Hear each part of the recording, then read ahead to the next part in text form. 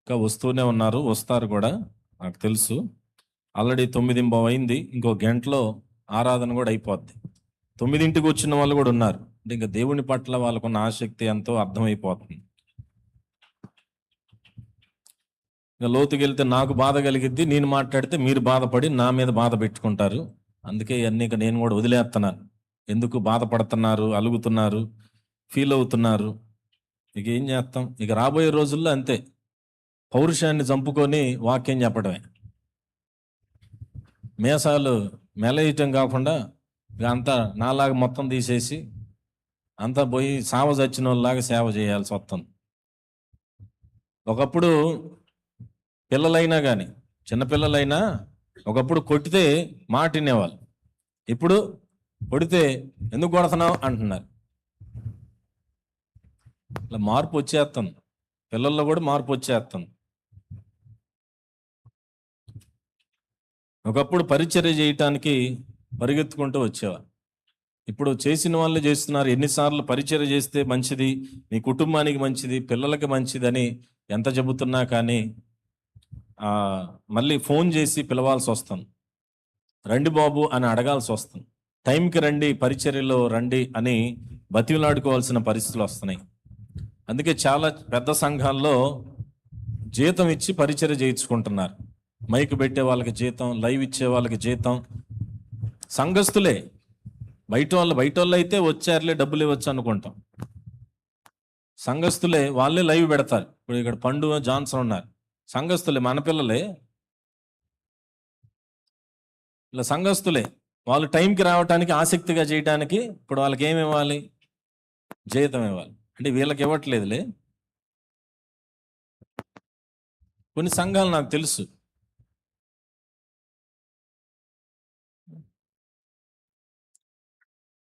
అవి పరిచర్లో సహకరించడానికి, అన్నీ చేయటానికి. సో రానున్న రోజులు అలాగ మారిపోతున్నాయి.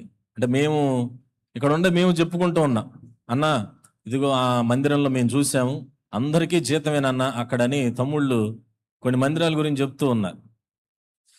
కానీ మన దగ్గర సహకరిస్తున్నారన్న అంటే, అవును, ఆ జీతం ఇవ్వటం ఏంటి, జీతం తీసుకోవటం ఏంటి, దేవుని పనిలో ఆసక్తి కలిగి చేయాలి కదా అని నేను అంటూ ఉన్నాను. నాకు భయం వేస్తుంది, రానున్న రోజుల్లో మా అంత కూడా అట్ట అయిపోయిద్దేమో అని భయం వేస్తుంది. పరిస్థితులు మారిపోతున్నాయి, మైండ్ సెట్స్, మనస్తత్వాలు మారిపోతున్నాయి. సాతాను చాలా తెలివిగా విశ్వాసుల్లోని ఆసక్తిని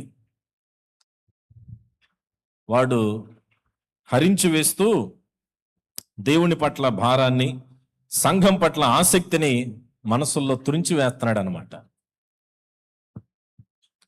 మీరే గమనిస్తున్నారుగా, కొన్ని సంవత్సరాలుగా ఒకప్పటి ఆసక్తి, భారం ఇప్పుడు ఎలాగ మారుతుందో ఇక నేను చెప్పేది ఏముంది.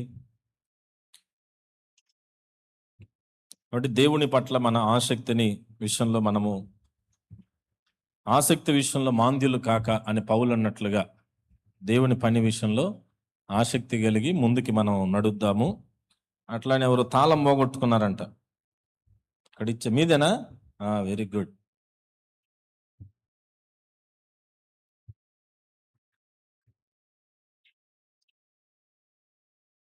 దేవుని వాక్యంలోనికి మనం వెళ్దాము. ఈరోజు నా అంశం, వాస్తవంగా నేను యోహాను మొదటి పత్రిక 2వ అధ్యాయం 20 నుంచి 29 వచనాలు, 2 భాగాలు ఉన్నాయి అక్కడ. వాటిని చెప్పాలనుకున్నాను కానీ అది వారం వెంబడి వారం చెప్తేనే బాగుంటుందని మరొక అంశాన్ని ఎంచుకోవటం జరిగింది. ఈరోజు నా అంశం ఆత్మీయ పౌరుషం.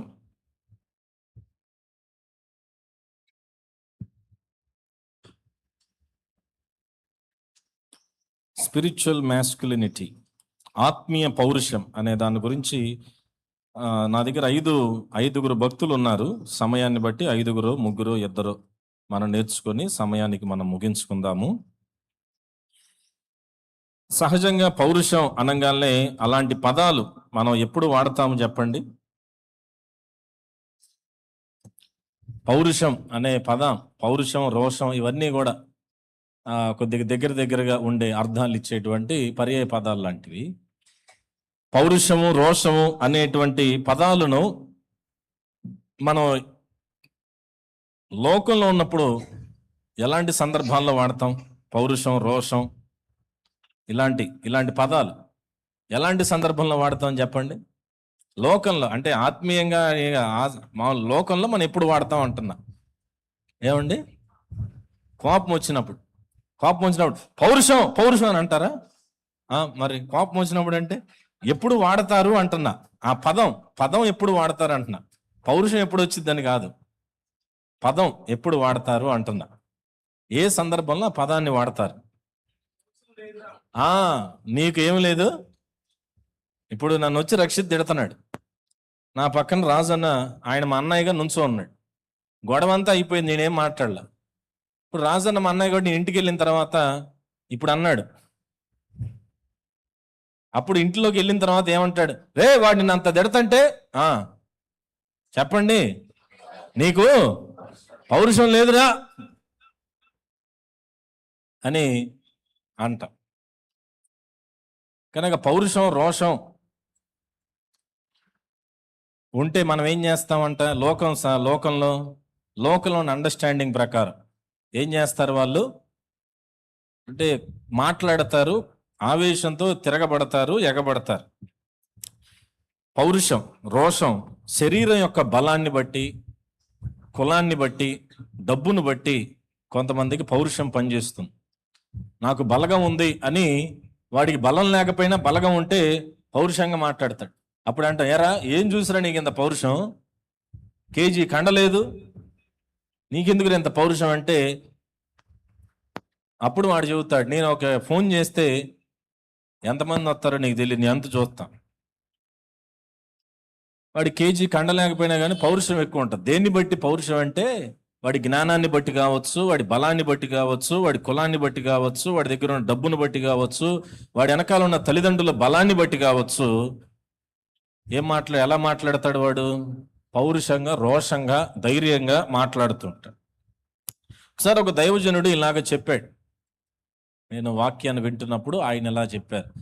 ఏమనంటే, లోకపరంగా, లోక సంబంధంగా మనము క్రీస్తు విషయమై లోకములో పౌరుషము లేని వారిగాను, మరియు క్రీస్తు కొరకు పౌరుషం కలిగిన వారిగా మనం బ్రతకాలి. అంటే లోకములో మనం ఉన్నప్పుడు మన బంధువులను బట్టో, బలాన్ని బట్టో, ధనాన్ని బట్టో, మనకున్న శక్తిని బట్టో, సామర్థ్యాన్ని బట్టో మనము లోకములో క్రీస్తు మాదిరిని చూపించకుండా పౌరుషం మనకు ఒకసారి అడ్డుపడుతూ ఉంటుంది. నీకు బలం ఉంది కదా, ఒక దెబ్బ కొట్టు. నీకు ధైర్యం ఉంది కదా, నీకు జ్ఞానం ఉంది కదా, నీకు మాట్లాడగలిగిన సత్తా ఉంది కదా, నీకు కొట్టగలిగిన కండలు ఉన్నాయి కదా, నీకు వెనకాల ఎంతో మంది ఉన్నారు కదా అని పౌరుషం మన లోపల మనల్ని ముందుకు దోస్తుంది అనమాట. నువ్వు వాళ్ళని కొట్టు, తిట్టు, వాళ్ళంతూ చూడు అది. ఇప్పుడు దైవజనుడు ఏమంటే, నువ్వు లోకములో నువ్వు జీవిస్తున్నప్పుడు చచ్చిన వాణి వలె, పౌలు అంటాడు కదా, నేను క్రీస్తుతో కూడా ఏమైబడ్డాడంటండి ఆయన? సిలువ వేయబడి ఉన్నాను, ఇక నువ్వు జీవించువాడను నేను కాదు, క్రీస్తే నా యందు జీవించుచున్నాడు అన్నాడు. కనుక యేసు ప్రభు మరి తన పౌరుషాన్ని చంపుకొని, రోషాన్ని చంపుకొని ఆయన మన కోసం సిలువలో ఏమయ్యారు చెప్పండి? ఆయనకి లేదా పౌరుషం చెప్పండి? ఆయన యోధా గోత్రపు కొదమ సింహముగా ఆయన మరి కొద్ది సమీపంలోనే మన భూమి మీదకి ఆయన రాబోతున్నాడు. ఆయన ఒక్కొక్క ముద్ర విప్పుతూ ఉంటే భూమి గజగజలాడిపోతా ఉంటది, భూమి వణికిపోతా ఉంటది. ఆ ప్రభు కొదమ సింహముగా రాబోతున్న రోజుల్లో ఆయన మొదటి రాకడ గొర్రెపిల్లగా, సాధువు కలిగిన వ్యక్తిగా వచ్చాడు.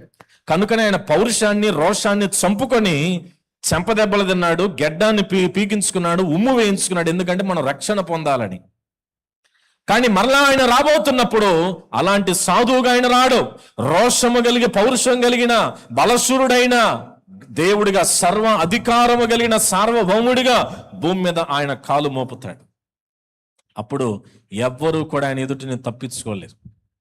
అయ్యా నువ్వు జాలి కలిగిన దేవుడు, నువ్వు కరుణ కలిగిన దేవుడు అయ్యా మమ్మల్ని శిక్షించద్దయ్యా అంటే ఇక జాలి, కరుణ అవన్నీ పక్కన పెట్టి ఆయన కొదమ సింహముగా గర్జించే రోజున ఆయన ధవల సింహాసనం మీద కూర్చుంటాడు.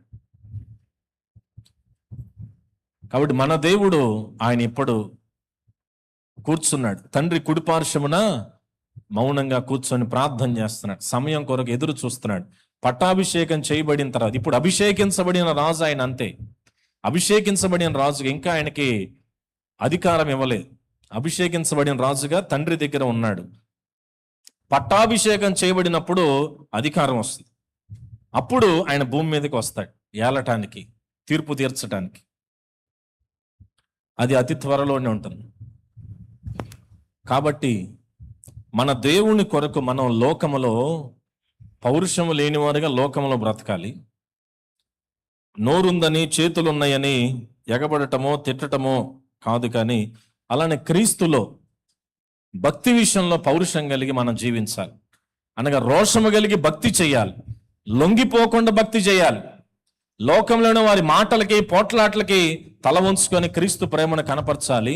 కానీ భక్తి విషయంలో, సాతాను విషయంలో పౌరుషం కలిగి ధైర్యముగా మన భక్తి విషయంలో మనం ముందుకెళ్ళాలి. అదే ఆత్మీయ పౌరుషం. కనుక ఇలాంటి ఆత్మీయ పౌరుషం కలిగినటువంటి ఎంతో మంది ప్రభువు కొరకు నిలబడిన భక్తులు బైబిల్లో చాలా మందే ఉన్నారు. కానీ మనం కొద్ది మందిని చూసి మనం ముందుకెళ్దాం. ఆదికాండం 39వ అధ్యాయంలో మనకి యోసేపు కనిపిస్తాడు. ఆదికాండం 39వ అధ్యాయంలో మనకి యోసేపు కనిపిస్తాడు. 9వ అధ్యాయం 9వ వచనం ఒకసారి చదువుతారండి. ఆదికాండం 39వ అధ్యాయము 9వ వచనాన్ని కొంచెం బిగ్గరగా చదవండి. అమ్మా, నీవు అతని భార్యవైనందున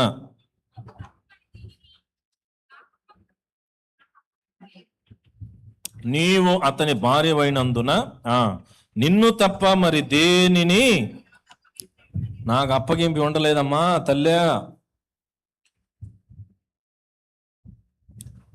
అని యోసేపు మొత్తుకుంటున్నాడు. తర్వాత ఏమంటున్నాడు?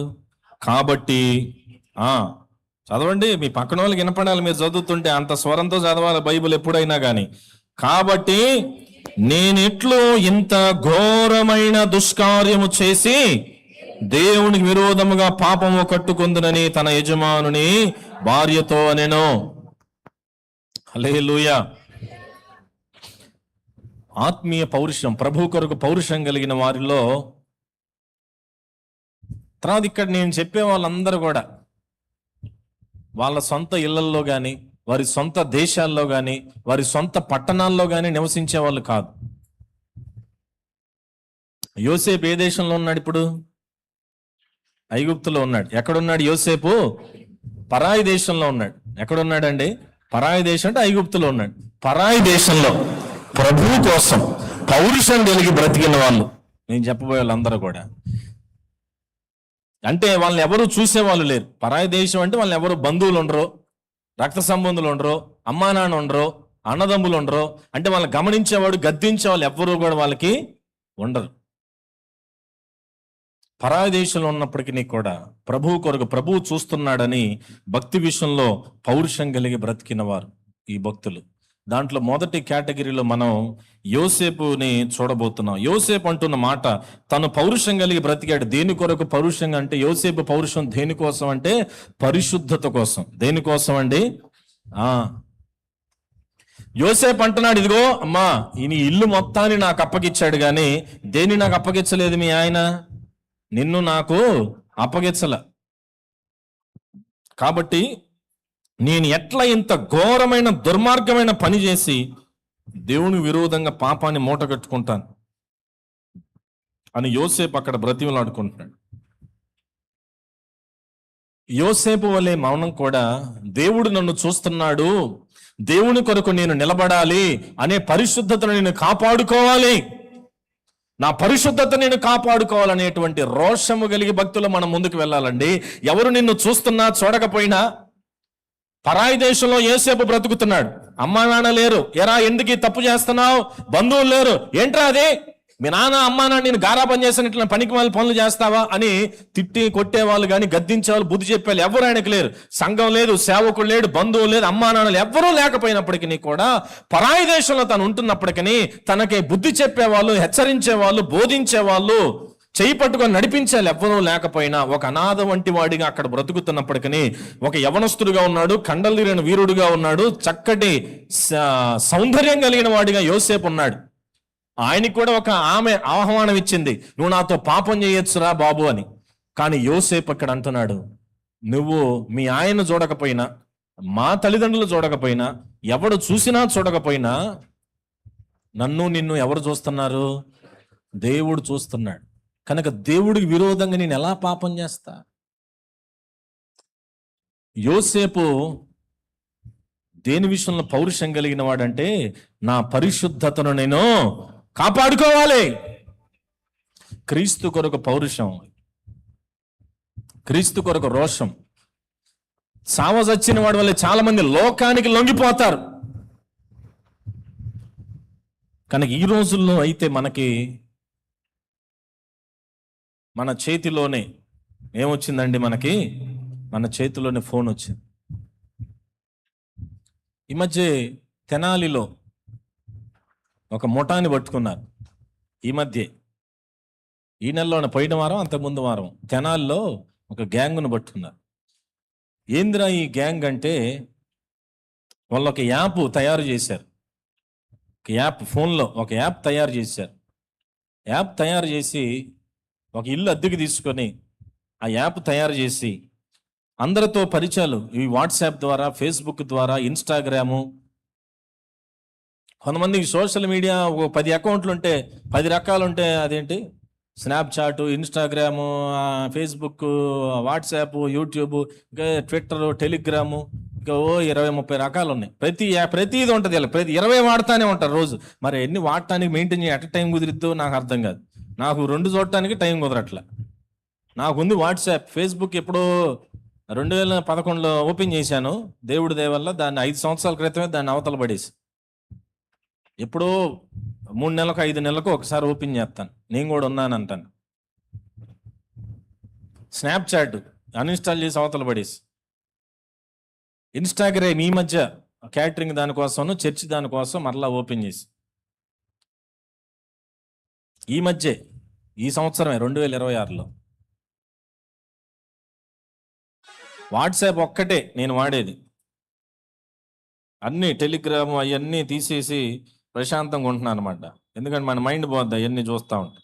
అయితే వీళ్ళు ఏం చేశారంటే, ఒళ్ళొంచి పని చేయటం కష్టమని కొంతమంది అమ్మాయిలు దిగజారిపోయే వాళ్ళు ఉంటారు కదండి, వాళ్ళని పిలిపించుకొని చక్కగా ఆ రెంట్ తీసుకొని ఇల్లు, కొంతమందికి సోషల్ మీడియాలో వాళ్ళందరికీ రోజు మెసేజ్లు పెట్టడం, వాళ్ళతో మాటలు కలపటం, కలిపి వాళ్ళకి వీడియో కాల్స్ చేయటం. ఎట్లాగా? కొంచెం నగ్నంగా ఈ స్త్రీలు దిగజారిపోయి ఇట్లాంటి వీడియో కాల్ చేసి పక్క వాళ్ళతో మాట్లాడటం, అలాగ డబ్బులు తీసుకోవటం. నువ్వు నాతో మాట్లాడుతున్నావు. వీళ్ళు అక్కడ అవతల వాళ్ళు కూడా కొద్దిగా బలహీనులైతే లొంగిపోయినప్పుడు, పెళ్ళైన వాళ్ళైనా, యవనస్తులైనా, భర్తలైనా కానీ వాళ్ళు ఇలాంటి మాటలు కలిపి కొన్ని రోజులు అట్లా బాగా మాట్లాడివి వలపులు వలకబోసి వయ్యారిలాగా స్క్రీన్ రికార్డింగ్ చేస్తారనమాట. అంటే వాళ్ళు మాట్లాడేదంతా కూడా రికార్డ్ అయిపోతూ ఉంటుంది. నన్ను ఎవరు చూడలేదని వీడు అనుకొని మాట్లాడుతూ ఉంటాడు ఫోన్లో. మా ఆవిడికి తెలియదు, మా అమ్మకి తెలియదు, మా నాన్నకు తెలియదు, ఎవరు నన్ను చూడట్లేదులే, అందరి ముందు నేను నీతిమంతుడిగా చక్కగా నటించవచ్చు, ఎవరికి అర్థం కాదానికి అనుకొని మాట్లాడుతూ ఉంటాడు. వీళ్ళు ఏం చేస్తారంటే, చక్కగా మాట్లాడుతున్నట్టే మాట్లాడి మొత్తం రికార్డింగ్ చేస్తారు వాడికి తెలియకుండా. కొన్ని రోజులు మాట్లాడిన తర్వాత ఆ వీడియోలన్నీ వాడికి పంపిస్తారు. వాడు దెబ్బకి బెత్తరపోతాడు. ఇదేంటని. ఏం లేదు, నువ్వు ఒక 2 లక్షలు ఇచ్చావంటే ఎన్ని డిలీట్ చేస్తానంట. నువ్వు నాకు 2 లక్షలు ఇవ్వాలి, నువ్వు నాకు 1 లక్ష రూపాయలు ఇవ్వాలి, నువ్వు నాకు 5 లక్షలు ఇవ్వాలి, నువ్వు నాకు 10 లక్షలు ఇవ్వాలి, లేదంటే ఇది మీ ఆవిడికి పంపిస్తా, మీ అమ్మకి పంపిస్తాను, మీ నాన్నకి పంపిస్తాను అని వాళ్ళని బెదిరించడం. దీన్ని హనీ ట్రాప్ అంటారనమాట. ఇలాంటి వాటికి ఎంతో పెద్ద వాళ్ళందరూ కూడా పడిపోయి వాళ్ళ జీవితాలను అమ్మేసుకున్నారు. కోట్ల రూపాయలు నష్టపోయారు. కొంతమంది 2 కోట్ల వరకు కూడా నష్టపోయారు. ఎక్కడ వాళ్ళ విషయాలన్నీ బయట పెడతారు. ఇలాంటి వాళ్ళని తెనాల్లో మొన్న మధ్య పట్టుకొని వాళ్ళని జైల్లో పెట్టారు. ఇలాంటి మన జీవితంలో కూడా ఇలాంటి ఒక మనం లొంగిపోవటానికి, మనం పడిపోవటానికి, మన జీవితాలను పతనం చేయటానికి ఇటువంటి వ్యర్థమైన విషయాలతో సాతాను మనల్ని కూడా సమీపిస్తూ ఉంటాడు. జాగ్రత్త. ఏ ఒక్కరు కూడా మినహాయింపు లేదండి ఇక్కడ. మొన్న ఈ మధ్య 60 సంవత్సరాలు ఆయన, 50 సంవత్సరాలు ఆయన పట్టుకున్నారు. ఎన్ని సంవత్సరాలండి ఆయనకి పెళ్ళయి? ఆయనకి పెళ్ళి అయిపోయి పెళ్లి వయసుకు వచ్చిన పిల్లలు ఉన్నారు. సాతాను ఎవరినైనా పడేస్తాడు తెలివిగా. చాలా జాగ్రత్తగా ఉండాలి. మన జీవితాలను నాశనం చేయటానికి, మన రోడ్డు మీదకి లాగటానికి సాతానుగాడు ఏ విధముగానైనా మనల్ని ఎవరినొకరు మన జీవితంలో ప్రవేశించి వారు మంచిని నటిస్తూ మనల్ని పాడు చేయటానికి, పడవేయటానికి, మన జీవితాలను పతనం చేయటానికి వారు ప్రయత్నం. ఇక్కడ యోసేపు కూడా అలాంటి ఒక సిచ్యువేషన్ వచ్చింది. నో, నేను దిగజారను, నేను నా దేవుని కొరకు పౌరుషం కలిగి నేను పరిశుద్ధతను కాపాడుకుంటాను, నేను పవిత్రంగా నేను బ్రతకాలి, ఇలాంటి పనికిమాల విషయాన్ని ఎలా చేస్తాను అని ఆ విషయంలో రోషం కలిగి ఉన్నాడండి యోసేపు. అలాంటి విషయంలో మనం రోషం కలిగి ఉండాలి. భక్తిలో మనం రోషం కలిగి ఉండాలి. యోసేపు లాగా పరిశుద్ధతను కాపాడుకునే విషయంలో రోషం కలిగి ఉండాలి. ఈ రోజున మనం ఎవరితో మాట్లాడకపోయినా మన ఫోన్లోనే, మన చేతులు ఉన్న ఫోను, ల్యాప్టాప్, ట్యాబులు, వీటన్నిటిలో కూడా వాటిని మంచిగా వాడుకోవడానికి ఎంత అవకాశం ఉందో చెడుగా వాడుకోవడానికి కూడా అంతకంటే ఎక్కువ అవకాశం ఉంది. కాబట్టి యవనస్తులు, చిన్నలు, పెద్దలు అందరూ కూడా మనం జాగ్రత్తగా బ్రతకాల్సిన రోజు. బలవంతంగానైనా కానీ, యాడ్ల ద్వారా కానీ, ఏదో ఒక రూపంలో పనికి మాలిన వాటిని సాతాను మనకు చూపిస్తూ మన జీవితాలను పతనం చేయడానికి వాడు దినము ప్రయత్నం చేస్తూ ఉంటాడు. కాబట్టి మనం జాగ్రత్తగా ఉండాలి. పరిశుద్ధతను కాపాడుకోవాలి. ఏం చేయాలండి? పరిశుద్ధతని యోసేపులాగా నో చెప్పాలి. ఏం చెప్పాలి? యోసేపులాగా ప్రతి పనికి మాలిన దానికి లొంగిపోకూడదు. నీ జీవితాన్ని పాడు చేయడానికి ఎంతో మంది నీ చుట్టూ ఎప్పుడూ ఉంటారో. ఆ పోతీఫరు భార్య వంటి దుర్మార్గులు ఎప్పుడు నీ చుట్టూ ఉంటారు. వాళ్ళు నువ్వు భక్తిలో పరిశుద్ధతను కాపాడుకున్నట్టుకు నో చెప్పాలి. హల్లెలూయా. ఏం చెప్పాలి? నా దేనికోసం? పరిశుద్ధత. దేనికోసం అండి? మన కళ్ళ ద్వారా, మన చెవుల ద్వారా, మన ఆలోచనల ద్వారా మన పరిశుద్ధతను మనం కాపాడుకోవాలి.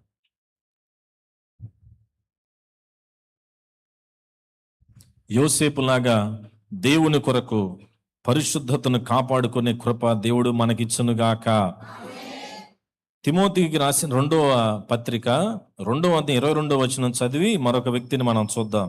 ఒకసారి ఆ మాట చదవండి. 2వ పత్రిక 2వ అధ్యాయము 22వ వచనం.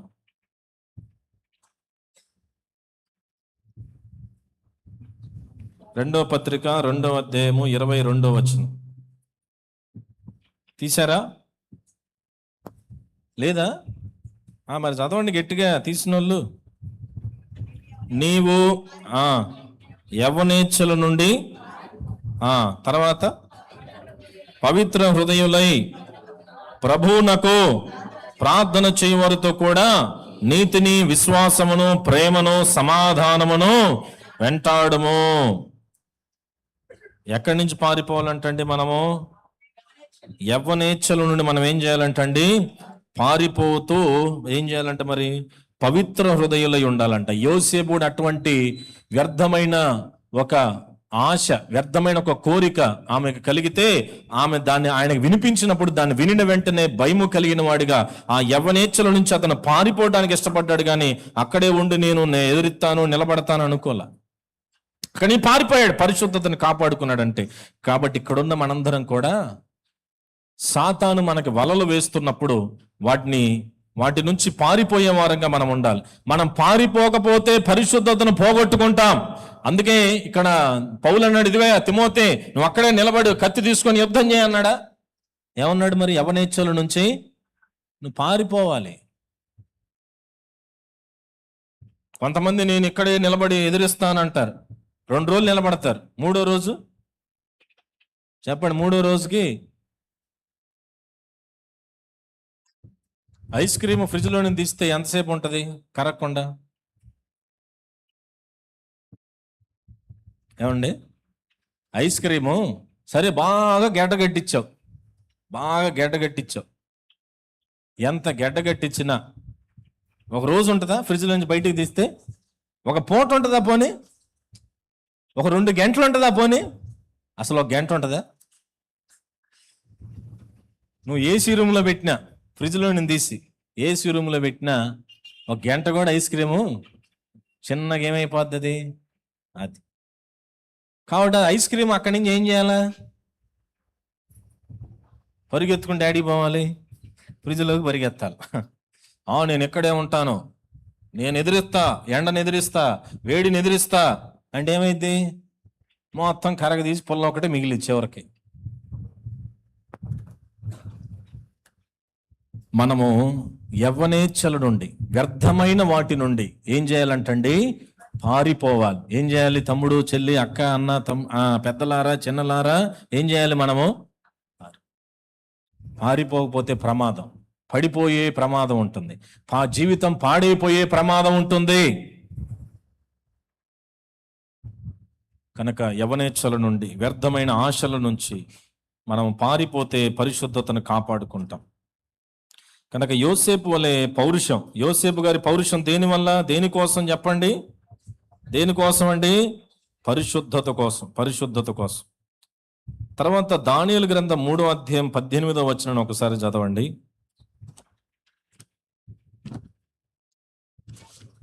దానియేలు గ్రంథం 3వ అధ్యాయము 18వ వచనం.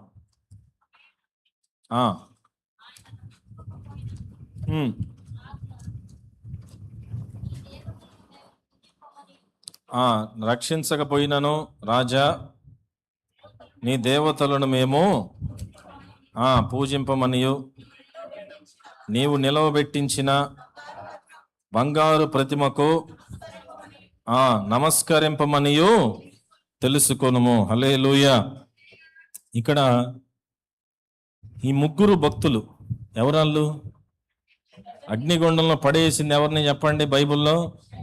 షడ్రకు, మేషకు, అబేద్నెగో. వాళ్ళని ప్రతిమకు మ్రొక్కమని, అనగా లోకములో ఉన్న వాటిని మ్రొక్కమని రాజు బలవంతం చేశాడు. విగ్రహము, ఆయన దేవత విగ్రహములు, అలానే ఆయన బొమ్మను ఆయన చేసుకున్నాడు.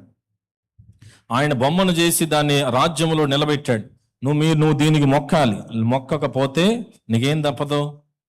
అగ్నిగుండం తప్పదు అని రాజు ఆజ్ఞాపించాడు. మరి వీళ్ళేమన్నారు? పౌరుషాన్ని, భక్తి విషయంలో పౌరుషాన్ని చంపుకొని పర్వాలేదులే బాబు అని లొంగిపోయారా? లేదు. పౌరుషం కలిగి, ఇదిగో రాజా, నువ్వు నిలబెట్టిన విగ్రహాలకు కానీ, నువ్వు మొక్కే విగ్రహాలకు కానీ మేము ఎన్నడూ కూడా వాటికి మేము మొక్క. నువ్వు ఏదైనా చేసుకో బాబు, మాకు అనవసరం. మేము దేవుని కొరకు నిలబడతామంతే. నీవు చెప్పిన వాటికి మేము నిలబడాం, నువ్వు చెప్పిన విషయాన్ని మేము చెయ్యం, మేము లొంగిపోం అని వారు ఇక్కడ భక్తి విషయంలో పౌరుషం కలిగి, రోషం కలిగి దేవుని కొరకు రాజు ఎదుట ఆయన ఆజ్ఞకి వ్యతిరేకంగా వారు నిలబడుతున్నారు. కొన్నిసార్లు మనము ఇలాంటి విగ్రహాలను మనం మొక్కట్లేదు, మొక్కకపోయినా కానీ మన జీవితంలో కొన్నిసార్లు చాలా రకాలైన విగ్రహాలు మన జీవితంలో ఉంటూ ఉంటాయి. కొంతమందికి ధనమే ఒక విగ్రహంగా ఉంటుంది. ఏంటంటే ధనమే వారికి ఒక విగ్రహం. అంటే ఇక ధనాన్ని బాగా పూజిస్తూ ఉంటారు, ధనాన్ని ఆరాధిస్తుంటారు, ధనాన్ని నెత్తిన పెట్టుకొని చూసుకుంటూ ఉంటారు. కొంతమందికి వారి సుఖమే వారికి విగ్రహం. అంటే సుఖమును పొందుట కొరకు ఎంత డబ్బైనా ఖర్చు పెడతారు, విలాసాల కొరకు ఎంత డబ్బైనా దారబోతారు.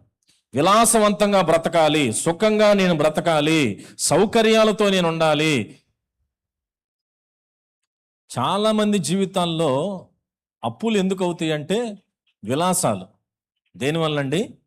విలాసాలు. రాజధాని వచ్చిందని చెప్పి ఇట్లానే ఇకేముందిలే, నేను కోటీశ్వరుని అయిపోయాను, ఇక ఇబ్బంది ఏముంది అనుకున్నాడు ఒక ఆయన. పాపం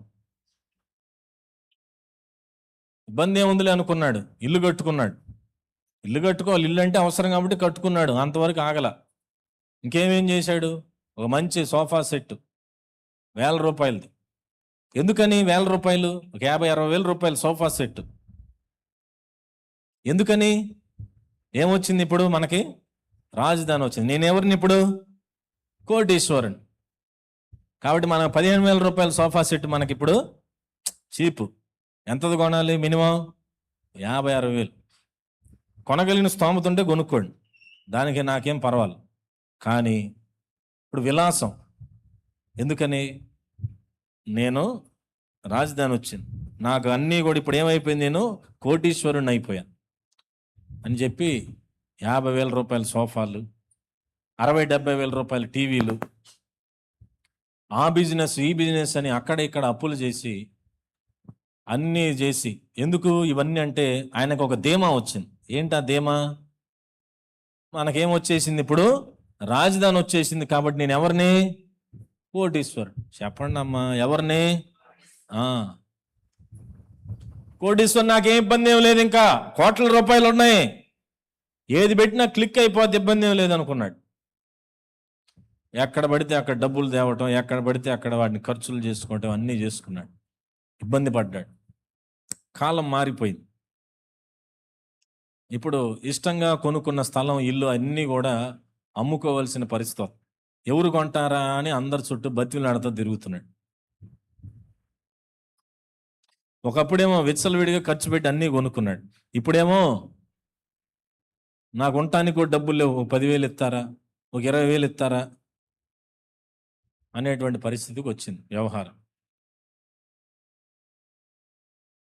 కొన్నిసార్లు మనకి సుఖమే, మన విలాసవంతమైన జీవితే మన హృదయంలో ఎట్లా ఉంటుందండి? ఒక విగ్రహంగా మారుతుంది. కొంతమందికి ధనం ఒక విగ్రహంగా మారుతుంది, కొంతమందికి వారి అందమే ఒక విగ్రహంగా మారిపోతుంది అనమాట. ఇక అందం కోసం ఏదైనా చేస్తారు, అందంగా కనపడాలి, అందంగా చూపించుకోవాలి అంటం కోసం ఏదైనా వారు చేస్తూ ఉంటారు. వారి అందమే వారికి ఒక విగ్రహం, వారి డబ్బే, వారి చదువే, ఇవన్నీ విగ్రహాలుగా వాటిని ఆరాధిస్తూ, అంటే మనం ఎక్కువగా దేవుని కంటే దేనికి ఎక్కువ ప్రాముఖ్యత ఇస్తామో అదే మన హృదయంలో ఒక విగ్రహం అయిపోతుంది. ఏంటండి? దేవుని కంటే ఎక్కువ సమయం, ఎక్కువ బలాన్ని, ఎక్కువ సమయాన్ని, ఎక్కువ ధనాన్ని, ఎక్కువగా దేని గురించి ఆలోచన చేస్తామో, ఎక్కువగా దేన్ని పట్టించుకుంటామో అదే మన హృదయంలో ఎలా మారిపోతుంది చెప్పండి? అది దేవుని స్థానాన్ని దొంగిలిస్తుంది అన్నమాట. దేవుని స్థానాన్ని దొంగిలించి అది విగ్రహంగా మారిపోయి మనం పదే పదే ఇంకా దాన్నే పూజించడం, దాని గురించి ఆలోచించడం, దాని గురించే ఖర్చు పెట్టడం, కానీ దాని గురించే ఇంకా ఎప్పుడు ఆలోచనలు ఎప్పుడు వాటి గురించే ఉంటాయి. కాబట్టి ఇలాంటి వాటిని కూడా మనము పడగొట్టాలి. పడగొట్టకపోతే మనకి ప్రమాదం. కనుక శద్రకు, మేషకు, అబేద్నెగో రోషం కలిగి, పౌరుషం కలిగి దేవుని కొరకు నిలబడినట్లుగా, ఇదిగో మేము వాటికి మ్రొక్కము అన్నట్లుగా, మేము వాటికి మ్రొక్కం, వాటిని ఆరాధిస్తాం, ఆ దేవుణ్ణే మేము ఆరాధిస్తాం అన్నట్లుగా మనము కూడా ప్రతి సమయమందు, ప్రతి రోజున, ప్రతి పరిస్థితుల్లో మన దేవుణ్ణి ఆరాధించే ఆరాధికులుగా మనం మారిపోదుము గాక. హల్లెలూయా. ఇక్కడ భూలోకంలో ఎన్ని రకాల పరిచర్యలు ఉన్నాయి చెప్పండి ఒకసారి నాకు. ఇక్కడ భూలోకంలో ఎన్ని రకాల పరిచర్యలు. ఇప్పుడు నేను ఏ పరిచర్య చేస్తున్నాను? మీకు ఏ పరిచర్య చేస్తున్నాను? వాక్య పరిచర్య చేస్తున్నాను. ఇలాంటి ఎన్ని ఉన్నాయి చెప్పండి ఇప్పుడు భూలోకంలో? వాక్య పరిచర్య, ఇంకా పాటల పరిచర్య, అయ్యా ప్రార్థన పరిచర్య, ఇంకా సువార్త అందించే పరిచర్య, ఇంకేమున్నాయి అయ్యా? ఆరాధన చేసే పరిచర్య, ఇంకేమున్నాయి? కర్రపత్రికలు పంచటం పరిచర్యనా? మందిరంలో సేవ చేయటం పరిచర్యనా? అందరూ అట్టా చూస్తున్నారు ఏంది బెక్కమొహాలు వేసుకొని? ఆనో ఊనో ఏదో ఒకటి అనండి. అంట అంటే వెరీ గుడ్. స్విచ్ ఎత్తే తిరిగి రోబోట్ లాగా ఉన్నారు. ఇవన్నీ పరిచర్లేనా? పరలోకంలో ఉండే పరిచర్య ఏంటి చెప్పండి? ప్రార్థన చేసే పరిచర్య ఉంటుందా పరలోకంలో? మనం వెళ్ళిన తర్వాత ఉండదు. కరపత్రికలు పంచే పరిచర్య ఉంటుందా పరలోకంలో? ఉండదు. భోజనాలు ఉండే పరిచర్య ఉంటుందా? నువ్వు పాటలు పాడినా, భోజనాలు వడ్డించినా, చేసినా, చేపలు వేసినా, చేపలు తీసినా, ఇవన్నీ కూడా ఎంతవరకు? భూలోకంలో ఉన్నంత వరకు. కాబట్టి ఇక్కడ ఉన్నంత వరకు వాటిని చెయ్యండి. ఏడ తప్పించుకున్నాం అనుకో పరలోకంలో ఉండదు. కాబట్టి పరలోకంలో ఏంటంటే ఉండే ఒకే ఒక్క పరిచర్య. అదే ఏంటి? దేవుణ్ణి స్తుతించడం, ఆరాధించడం మాత్రమే ఉండే పరిచర్య. హల్లెలూయా.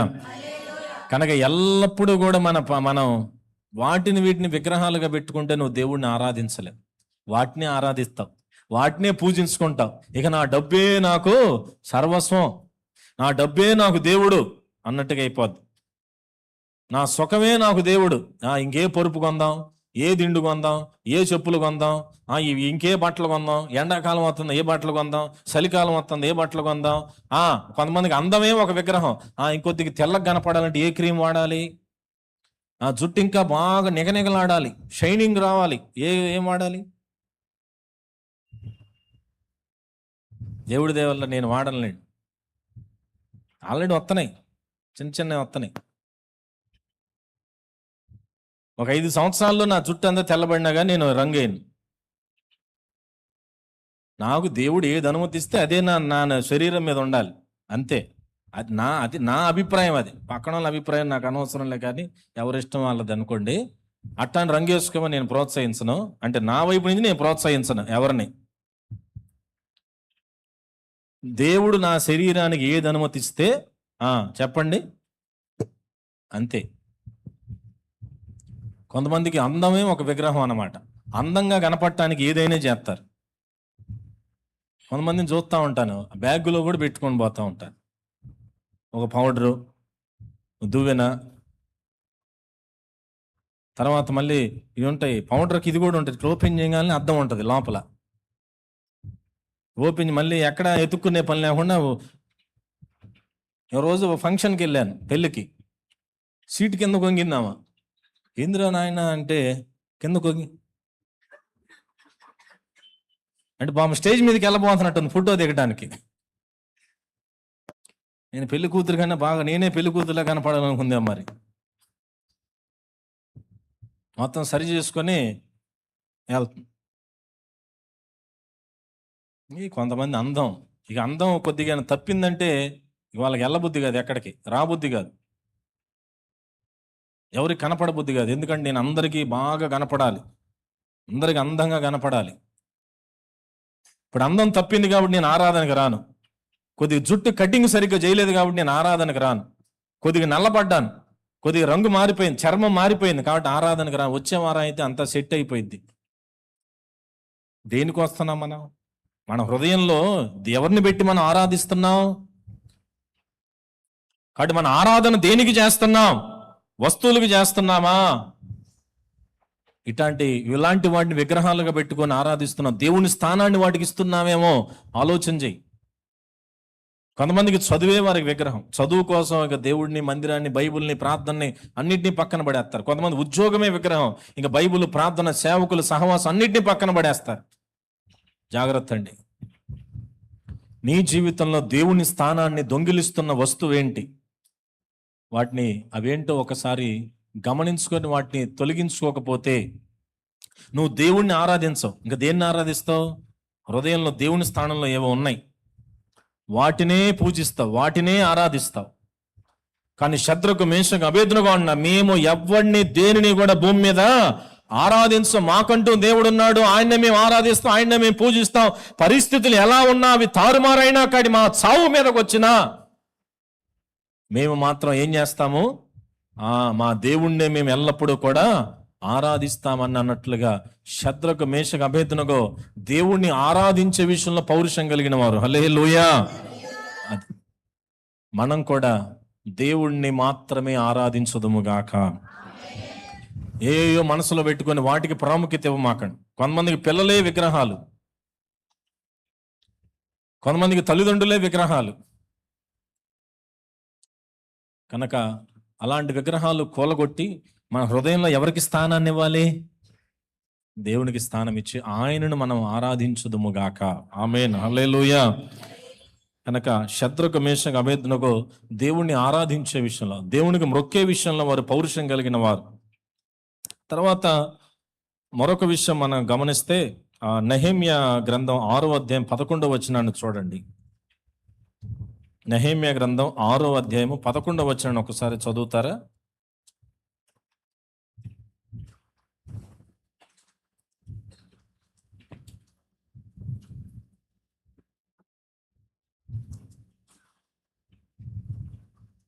నెహెమ్యా గ్రంథం 6వ అధ్యాయము 11వ వచనం తీశారా?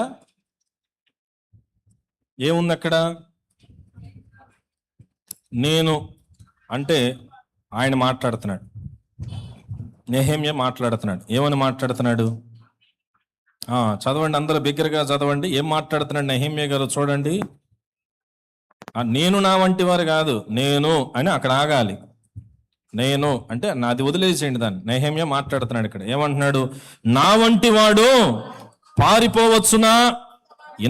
ఇంత వాడనైన నేను నా ప్రాణము రక్షించుకొనుటకై గర్భాలయమున ప్రవేశించున, నేను అందులో ప్రవేశింపనంటిని. హల్లెలూయా, హల్లెలూయా. నెహెమ్యా ఇక్కడ పౌరుషంతో మాట్లాడుతున్నాడు. నాలాంటోడు పారిపోవచ్చా చెప్పు అసలు? తిమోతి పత్రికలోనేమో మొదటి విషయంలో పరిశుద్ధతకై పౌరుషం కలిగి అన్నాము. అక్కడేమో తిమోతికి పౌలు ఏం చెప్పాడు? పారిపో అన్నాడు. ఏం చెప్పాడు తిమోతికి పౌలు గారు? శవనేచ్చల్ని పారిపోవయా, లేకపోతే నేను మింగేస్తాయా అన్నాడు. ఇక్కడ నెహెమ్యా ఏమంటున్నాడు? నా వంటి వాడు. ఇక్కడ ఏ విషయంలో అంటే దేవుని పని విషయంలో. నెహెమ్యా పౌరుషం దేని విషయంలోనండి? దేవుని సేవ, దేవుని పని, దేవుని పరిచర్య. ఆ విషయంలో ఇక్కడ నెహెమ్యా పౌరుషంగా ఒక డైలాగ్ వేస్తున్నాడు. ఏమనంటే, నా వంటి వాడు అసలు పారిపోవచ్చు. నెహెమ్యా నిన్ను చంపాలనుకుంటున్నారు, నీకు స్కెచ్ చేస్తున్నారు, నిన్ను లేపైపోతున్నారంటే, కాబట్టి అక్కడికి వెళ్ళి నువ్వు దాక్కో. కాబట్టి లోపలికి, చర్చి లోపలికి వచ్చి నేను వాళ్ళు చంపలేరు. మందిరంలోకి వెళ్ళిపోయి దాక్కో, వాళ్ళు వచ్చి నేను ఏం చేయలేరు. అప్పుడు నెహెమ్యా అంటున్నాడు, నువ్వు చెప్పిన ఐడియా బాగానే ఉంది, కానీ నా వంటి వాడు, చెప్పండి గట్టిగా, నా వంటి వారు పారిపోవచ్చునా? నేను వెళ్ళటం ఏంటి, నేను దాక్కోవటం ఏంటి అని నెహెమ్యా అన్నట్లుగా మనం కూడా దేవుని పని నుంచి పారిపోయే వారంగా ఉండకూడదు. హల్లెలూయా. దేవుని పని నుంచి ఏమవ్వకూడదండి? పారిపోకూడదు. పరిచర్య మన ముందు కనపడుతున్నప్పుడు, పరిచర్య మన కళ్ళ ముందు కనపడుతున్నప్పుడు, బాబు వింటున్నావా?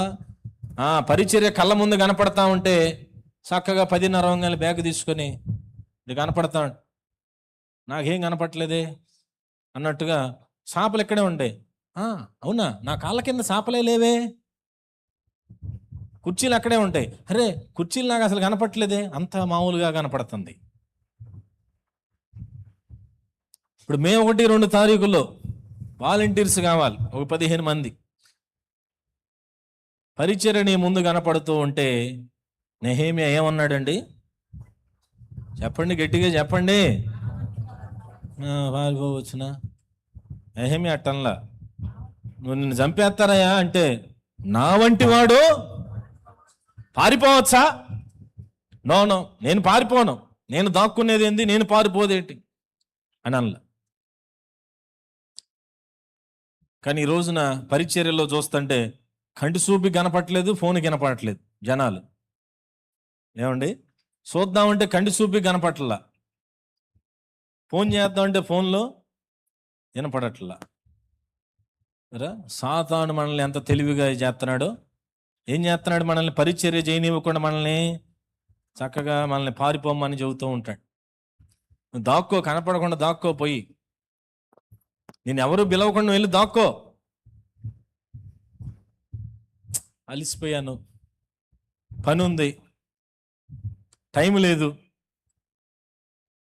అని సాతాను చాలా తెలివిగా మనల్ని పరిచర్య చేయనివ్వకుండా దాక్కోమని చెప్తూ ఉంటాడు, పారిపోమ్మని చెబుతూ ఉంటాడు. ఎవరొకరు చేసుకుంటారులే, నువ్వు అవన్నీ వాళ్ళంతే చెబుతారు, నువ్వు వినకూడదు, వాటికి లొంగకూడదు. పరిచర్య చేస్తే దేవుడు నీ దేవుడు గిన్నెడు చన్నీళ్ళు ఇస్తే సేవకుడికి గుర్తుపెట్టుకుని ఆశీర్వదిస్తాడు. నువ్వు ఆశీర్వదించబడకూడదు, ఇలాగే నువ్వు పడి ఉండాలి. అదే నాకు ఇష్టం, నువ్వు పరిచర్య చెయ్యొద్దు, ఏదో ఒక సాకు చెప్పి తప్పించుకోవాలి. కానీ నెహెమ్యా అంటున్నాడు, చావు ఆయనకి దగ్గరగా ఉంది. ఏం దగ్గరగా ఉందండి ఆయనకి? నువ్వు ఇంతే చేస్తా ఉంటే నేనేం చేసేస్తారు? వేసేస్తారు. అలాంటి పరిస్థితిలో నేను పారిపోవటం ఏంటి, నేను దాక్కోవటం ఏంటి అని అంటున్నట్లుగా మనము కూడా దేవుని కొరకు పారిపోకుండా, పరిచర్య అంటే దాక్కోకుండా, దేవుని కొరకు పని చేయగలిగిన మనస్సు అందరికీ కలుగును గాక. గట్టిగా చెప్పండి, కొద్ది గట్టిగా చెప్పండి. అలాంటి ఆమెనైనా ఎవరిలో ఒకళ్ళైనా పని చేయను గాక. ఒకరికైనా వెలిగిద్ది కదా కొద్దిగా మంట. జ్ఞానయ్య గారు తెలుసా మీకు? అమరావతిలో పరిచర్య చనిపోయారు. ఆ పాట మనం పాడతాం. ఆ సియోను కొరకే. ఏం పాట అది? ఏమ్మా? నీ కృప నన్ను బ్రతికించగా బ్రతికెదను ఆ సియోనుకై సాగెదను ఆ గురియొద్దకి. ఇంకా చాలా పాటలు రాశారు, మంచి పాటలు. మంచి దైవజనుడు, అమరావతిలో ఆయన మంచి దైవజనుడిగా ఉన్నారు. ఆయనకి 2 ఆడపిల్లలు చనిపోయారు. ప్రభు దగ్గరికి వెళ్ళారు. సుమారు 7-8 సంవత్సరాలు అయి ఉంటుందేమో. వాళ్ళకి ఒకప్పుడు మందిరం కోసం స్థలం రాసిచ్చారు. ఆ స్థలాన్ని ఆయన చనిపోయిన తర్వాత దాన్ని తీసేసుకున్నారు. తీసుకుంటే దాని పక్కనే ఒక 2 లైన్ల పక్కనే సంఘస్థులందరూ డబ్బులు వేసుకొని, ఆ స్థలం సుమారు 20 సెంట్లు 30 సెంట్లు ఉంటుంది. ఆ స్థలాన్ని మళ్ళీ వాళ్ళు ఆయన చనిపోయిన తర్వాత కొంతమంది దాన్ని మళ్ళీ వెనక్కి లాక్కున్నారు. మరి డబ్బులు ఏమైనా ఇచ్చారో ఏమైనా అయినా నాకు తెలియదులే, కానీ ఆ కొద్దిగా పక్కనే, అంటే ఆ పక్కన కంపెనీ ఉంది కదా, అలా అలా అంత దూరంలో సంఘస్థులందరూ కలిసి డబ్బులు వేసుకొని స్థలాన్ని కొని అక్కడ మళ్ళీ వాళ్ళే ఒక మందిరం కట్టి ఇప్పుడు మళ్ళీ అక్కడ ఆరాధన జరిగిస్తూ ఉన్నారనమాట. ఆయన ఒకప్పుడు సేవకి వచ్చిన కొత్తలో దేవదాసు గారని ఆయన దగ్గర పరిచర్య చేసేవారు. ఆయన సంఘంలో అక్కడ రక్షించబడ్డారంట. అక్కడ పాటలు పాడేవాళ్ళంట. ఆ మందిరంలో వీళ్ళు పాడటానికి ప్రోత్సహించేవాళ్ళంట. ఎక్కడంటే ఎర్నెస్ట్ పాల్ గారు వాళ్ళ నాన్నగారు. ఆయన కూడా మన దగ్గరికి ఒకసారి వచ్చారు. వాళ్ళ నాన్నగారి దగ్గర ఆయన పాస్టర్ గారు అక్కడ సేవ చేశారు. ప్రభువుని తెలుసుకున్నారు, రక్షించబడ్డారు. అక్కడ పాటలు పాడటం, అక్కడ ఆయన దేవుడు ఆ వరాన్ని ఆయనకి ఇచ్చాడు. రాయగలిగిన పాడగలిగిన వరాన్ని ఇచ్చాడు. అయితే వాళ్ళు మందిరం కడుతున్నప్పుడు ఈ నాప్ బండ్లు ఉంటాయి కదండి, అవన్నీ కూడా పరచమని చెప్పి పాస్టర్ గారు చెప్పారంట. నాప్ బండ్లు పరుస్తూ ఉన్నారు. అవన్నీ ఇట్లా పైకి అక్కడ పక్కన మూల పెట్టారు. అవన్నీ కూడా ఒక్కొక్కటి ఇట్లా భుజం మీద పెట్టుకొని అవన్నీ తెచ్చి నీట్గా పరుస్తున్నారు. అక్కడ వాళ్ళలో జ్ఞానయ్య గారు కూడా ఉన్నారు. అప్పుడు ఇంకా ఆయన పాస్టర్ గారు కాల. అప్పుడు సంఘంలో ఒక మంచి యాక్టివ్ పర్సన్గా ఉండి పరిచర్య చేయటం, పాటలు పాడటం, ఈ పరిచర్లో ఆయన ఉన్నాడనమాట, రక్షణ పొంది. ఈ నాప్ బండ్లు పరుస్తున్న క్రమంలో నాప్ బండలు ఇక్కడ భుజం మీద పెట్టుకొని తెచ్చుతూ ఉన్నాడు. అలాగ తెస్తూ ఉంటే పాస్టర్ గారు అక్కడ కూర్చొని ఉన్నాడు. కుర్చీలో కూర్చొని వాళ్ళందరితో పని చేయిస్తున్నాడు. ఎవరెవరు ఏం పని చేయాలి అన్నీ చెప్తూ డైరెక్ట్ చేస్తున్నారు. ఆయన గమనిస్తే అక్కడ నేల మీద రక్తం మరకలు కనపడుతున్నాయి అంట. ఏంద్రా ఈ రక్తం మరకలు కనపడుతున్నాయి ఏంటి అని గమనిస్తే వాడిని నిదానంగా చూస్తే జ్ఞానయ్య గారు నడుస్తున్న ఆ త్రోవలో రక్తం మరకలు ఉన్నాయి. ఏంటని చూస్తే ఆయన నాబ్బండ్లో భుజం మీద పెట్టుకోవటం వల్ల కోపుగా ఉంటాయి కదా వంచుల్లో, అవి పెట్టుకొని అట్లాగే మొయ్యటం వల్ల భుజం కోసుకుపోయింది. కోసుకుపోయి రక్తం కారుతుంది అన్నమాట. ఆయన బన్నీ వేసుకొని ఉన్నాడు. బన్నీ చొక్కా తీసి బన్నీ వేసుకొని చేస్తా ఉంటే అంత రక్తం కారుతా వెనకాల ఈపు మీద అంత రక్తం కారిపోయి బన్నీ ఎర్రగా మారిపోతూ అయినప్పటికీ కూడా ఆయన ఆ నాప్ బండ్లు తీసి పక్కన పడేయకుండా రక్తం కారుతూనే అట్లానే బండలు మోసుకుంటూ ఇక్కడ బండలు పరుస్తూనే ఉన్నాడు. పరిచర్య చేయడం ఆయన ఆపట్ల. పాస్టర్ గారు వెళ్ళి, జ్ఞానయ్య ఎందుకు ఆ రక్తం కారుతుందయ్యా, ఏంటి నువ్వు అలానే మొండిగా చేస్తున్నావు అంటే, అయ్యగారు దేవుని పని మీరు చెప్పారు, నేనేదో ఇప్పుడు రక్తం వస్తుంది దెబ్బ తగిలిందని నేను పోకూడదు, నేను కాకపోతే ఎవరు చేస్తారు, ఈ చిన్న దెబ్బలేండి ఏం కాదు నేను తట్టుకోగలను అని చెప్పి అలానే రక్తంగా పసుపు పెట్టుకొని మళ్ళా అలానే పరిచర్య చేయటం మొదలు పెట్టాడంట ఆయన. ఆ నాప్ బండ్లు అయిపోయే వరకు వాళ్ళు చేస్తారులే అన్నా కానీ అని పాస్టర్ గారు చెప్పినా కానీ రక్తం కారుతున్నా మళ్ళా దాని మీద పసుపు పెట్టుకొని అట్లానే బండలు మోసుకుంటా ఆ మందిర నిర్మాణ పని విషయంలో ఆయన సహకరించారంట. అలాగ బండలు మోస్తా చిన్న పనివాడిగా ఉన్న వ్యక్తిని దేవుడు ఆశీర్వదించి పాటలు పాడే తలాంతుని, పాటలు రాయగలిగిన తలాంతునిచ్చి అక్కడ నుంచి అమరావతికి తీసుకొని వచ్చి ఆయన చేత ఒక గొప్ప సంఘాన్ని, మందిరాన్ని దేవుడు ఆయన వాడుకొని నిర్మించాడు. హల్లెలూయా. జ్ఞాని గారి పరిచర్య అంటే పారిపోయాడా? ఎవడో ఒకటి చేసుకుంటా లేరా బాబు నాకెందుకని పోయి దాక్కున్నాడు. ఒక మూలన పోయి, నా ఒళ్ళు కరిగిపోద్ది, నాకు చెమటలు కారుతాయి, నా అందం తగ్గిపోద్ది, నాకు అంత టైం లేదు, ఎవరొకరు చేసుకుంటారులే, మనకి చాలా పనులు ఉన్నాయి, ఇది మనకు తగింది కాదు అని అనుకోలేదండి. ఒళ్ళు దాచుకోలేదండి. దేవుని కూడా కష్టపడ్డాడు. ఈ రోజుల్లో ఇలాగ పరిచయం చేసేవారు సంఘాల్లో కొదువైపోతూ సేవకులు ఏడుతూ ఉన్నారు. నేను ఎవరితో మాట్లాడినా ఈ రోజున సేవకులు ఒకప్పుడు పరిచయం చేసినట్లుగా ఈ రోజున సంఘం చేయలేకపోతుంది, దేవుని కొరకు కష్టపడలేకపోతుందని బాధపడుతున్నారు. మొన్న తెల్లవారిన 6 గంటలకి స్వామి గారిది ఒకటి ఆన్లైన్ మీటింగ్ ఉంటే నేను జాయిన్ అయ్యాను. ఆయన కూడా ప్రార్థనాంశం ఇస్తున్నారు. ఇదిగో సంఘంలో ఇప్పుడు మా సంఘంతో కూడా కలిపి ఒకప్పుడు ఆసక్తిగా పనిచేశారు, చేసిన వాళ్ళే చేస్తున్నారు, కొత్త వాళ్ళు ముందుకు రావటంలా, చేయటానికి ముందుకు రావట్లే. యవనస్తులైనా, చిన్నపిల్లలైనా, పెద్దవాళ్ళైనా చేయటానికి ముందుకు రావట్లా, చేసిన వాళ్ళు చేస్తున్నారు. పరిచర్య స్థలాలు, పరిచర్య చేయుటకు వ్యక్తుల యొక్క స్థలాలు ఖాళీ అయిపోతున్నాయి, దాన్ని భర్తీ చేసే వాళ్ళు ముందుకు రావట్లేదని ఆయన కూడా బాధపడుతున్నాడు. ఇక్కడ నాగూర్ అన్న అడ్మిట్ అయినప్పుడు అన్వేష్ ఇక్కడ హాస్పిటల్ ఉండి చూసుకున్నాడు అనమాట. ఇప్పుడు అన్వేష్ నేను చాలాసేపు మాట్లాడుకుంటూ వస్తున్నా, అన్నా ఒకప్పుట్లాగా చేయట్లేదన్న పరిచర్య, ఇదిగో ఈ తమ్ముడికి పని అప్పగించి నేను వచ్చాను, ఇప్పుడు దాకా కదలలేదు, ఇప్పటికి 3 సార్లు నేను ఫోన్ చేశాను, వెళ్ళు అని ఇప్పటికి 3 సార్లు ఫోన్ చేయాల్సి వచ్చిందన్న, అయినా కానీ ఇంకా చర్చి దగ్గరికి రాలేదన్న. ఏం చెబుతామన్నా? ఒకప్పుడులాగా చేయట్లేదన్న, ఇప్పుడు ఎవరు ముందుకు రావట్లేదన్న. ఏమవుతుందో రాబోయే రోజుల్లో దేవుని పరిచర్య అని తమ్ముడు మాట్లాడుతూ బాధపడ్డాడు. ఎవరిని చూసినా ఇదే ఇలాంటి మాటలే.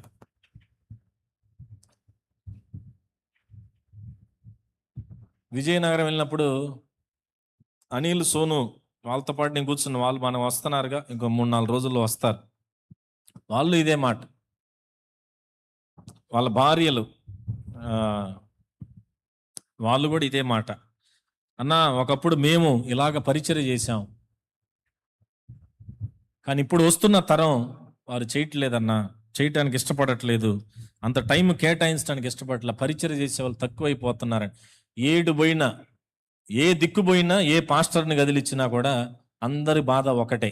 ఏంటా బాధ అంటే పరిచర్య చేసేవారు తక్కువైపోతున్నారు. ఇది విన్న తర్వాత కూడా పరిచర్య అవసరత ఉందని నేను చెప్పినా స్పందించేవారు ఉండకపోవచ్చు. ఏదో ప్రసంగం చేయాలి కాబట్టి పాస్టర్ గారు చెబుతారు, మనం వినాలంతే అని సాతాను చాలా మంది హృదయాలను మొద్దుబారుస్తూ ఉన్నాడు. చాలా రకాలైన పరిచర్యలు ఇక్కడ ఉన్నాయి. మ్యాట్లు తీయటం కావచ్చు, వేయటం కావచ్చు, సౌండ్ సిస్టమ్ కావచ్చు, లైవ్ కావచ్చు, వండటం కావచ్చు, వడ్డించడం కావచ్చు, పాత్రలు కడగటం కావచ్చు, ఇక ప్రార్థనలు ఉంటే ఇక్కడికి వచ్చి సౌండ్ సిస్టమ్ పెట్టడం కావచ్చు, అన్ని రెడీ చేసుకోవడం కావచ్చు. ఇవన్నీ కూడా నేను ఎప్పుడు చూసే ఆ నలుగురే, బ్రదర్స్ అయినా సిస్టర్స్ అయినా వాళ్ళే కనబడి, ఇంకొంతమంది వాళ్ళల్లో కూడా వెనక్కి వెళ్ళిపోతున్న వారు ఉన్నారు. ఎవరిని బతికిలు ఆడుకోగలం? ఎవరికి నచ్చ చెప్పాలి? ఎవరిని బతికిలు ఆడాలి?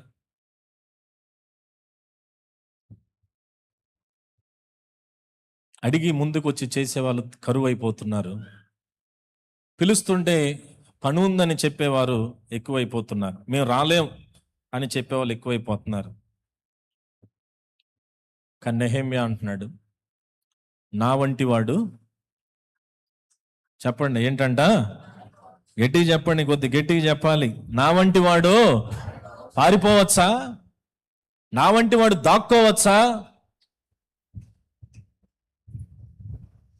పారిపోతున్నామేమో పరిచర్య అంటే, దాక్కుంటున్నామేమో, కనపడకుండా, సేవకుడికి వినపడకుండా, అందుబాటులో ఉండకుండా. మనం ఏది విత్తుతామో ఒకటే, నేను ఎప్పుడు నమ్మేది ఒకటే అండి, మనం ఏది విత్తుతామో, గట్టిగా చెప్పండి, ఏది విత్తుతామో అదే కోస్తాం. నువ్వు దేనికైతే పరిచర్య, దేవుని పని, దేవుని భక్తి ఇవన్నీ వదిలే దేనికైతే ఇంట్రెస్ట్ చూపిస్తున్నావో బాగా, అదే నీ కుటుంబాన్ని ఏలుబడి చేసిద్ది. దేవుని పని అనేది ఇంట్రెస్ట్ లేకపోతే నీ ఇంట్లో వాళ్ళందరూ కూడా అలానే తయారైపోతారు. తరం అంతా అలానే, తర్వాత తరం వెంబడి తరం అలానే అయిపోతారు. నీ వంటి ప్రవర్తన వాళ్ళని ఏలుబడి చేస్తుంది. దేవుని పరిచర్య పట్ల మనసు కలిగి ఉంటే నీ తర్వాత తరం కూడా అటువంటి మనసు కలిగి ఉంటారు. కనీసం అలా 100కి 100% లేకపోయినా ఒక 50% నీ వంటి మనసు వాళ్ళకి వస్తుంది. తర్వాత నా బుద్ధి తెచ్చుకొని ప్రభు కొరకు బ్రతకడానికి, పని చేయడానికి ఇష్టపడతారు. కానీ మనమే ఆసక్తి చూపించినప్పుడు, మనమే సమయానికి వెళ్ళాలి, నేను పరిచర్లో ముందుండాలి, నేను వెళ్ళాలి అన్నప్పుడు వారు కూడా మనలాగే చేయడానికి ముందుకు వస్తారు. మా అమ్మ ఇలా చేస్తుంది, మా నాన్న ఇలా చేస్తున్నాడు, మా నాన్న మందిరం విషయంలో ఇలా ఆలోచిస్తున్నాడు, సేవకుడి విషయంలో ఇలా ఆలోచిస్తున్నాడు, నేను కూడా అలా ఉండకపోతే మా నాన్న నన్ను తిడతాడు, లేకపోతే మా అమ్మ నన్ను అరుస్తుంది, లేకపోతే నా భార్య నన్ను అరుస్తుంది, లేకపోతే నా భర్త నన్ను అరుస్తాడని మన ఇంటి వారు గ్రహించి వారు కూడా అలాగే చేయడానికి, ఆలోచించడానికి, మాట్లాడటానికి, అడుగులు వేయడానికి ఇష్టపడతారు. కనుక మనం ఏది విత్తుతామో ఏంటండి, అదే పంటను మనం కోసి తినాల్సి వస్తుంది. కాబట్టి నెహెమ్యా అంటున్నాడు, నా వంటి వాడు పారిపోవచ్చునా? క్రీస్తు యేసు రక్తం చేత కడగబడిన వారము, కొనబడిన వారము, ఆయన స్వాస్థ్యంగా మారబడిన వారము. ఆయన లేకపోతే మనం ఏమిటో మనకు తెలియదు. ఇందాక పాడాం, నీ ఉంటే నాకు చాలు యేసయ్యా అని పాడాం మనం. అయ్యా నీ ఉంటే నాకు చాలని అనుకున్నాం. అంటే నువ్వు అంత గొప్ప దేవుడు, నువ్వు నాకు ఉంటే చాలు, ఇంకా నాకేం అక్కర్లేదు, నువ్వు అన్ని మేలులు నాకు చేసావు, ఇక్కడ ఉన్న ఏ ఒక్కరు కూడా నాకు దేవుడు మేలు చేయలేదండి అని అనలేరు. అందరం, ఇక్కడ ఉన్న అందరం కూడా మొదటి మేలు మనకేం దక్కిందంటే మన పాపాలు క్షమించబడ్డాయి. హల్లెలూయా. ఏమైందండి? మన పాపాలు క్షమించబడ్డాయి. ఆయన రక్తములో మనం కడగబడ్డాం. మనం శాపాలు, అపరాధాలు, దోషాలు, తరాల వెంబడి శాపాలు దేవుడు తొలగించి మనకు నూతన జీవితాన్ని మనకు ప్రసాదించాడు. మరి మన వంటి వారు దేవుణ్ణి పనిని వదిలేసి పారిపోవచ్చా? ఎన్నోసార్లు చావాల్సిన నిన్ను నన్ను ఆయన కాపాడాడు, మరొక జీవాన్ని బోసి బ్రతికిచ్చాడు. మరి నీ వంటి వారు పారిపోవచ్చా, దాక్కోవచ్చా?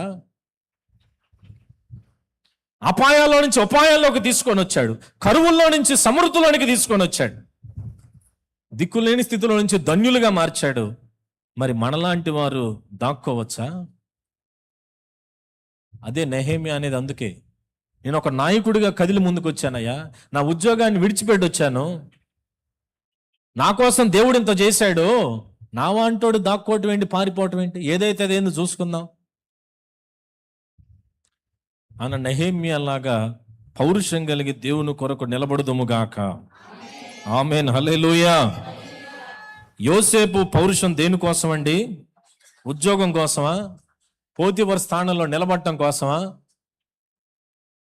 ఆయన పౌరుషం ఒక్కదాని కోసమే. ఏంటది? నా పరిశుద్ధతను నేను కాపాడుకోవాలి. హల్లెలూయా. పరిశుద్ధతను కాపాడుకోవాలి, నా పవిత్రత కాపాడుకోవాలి. దేవుడు నన్ను చూస్తున్నాడు.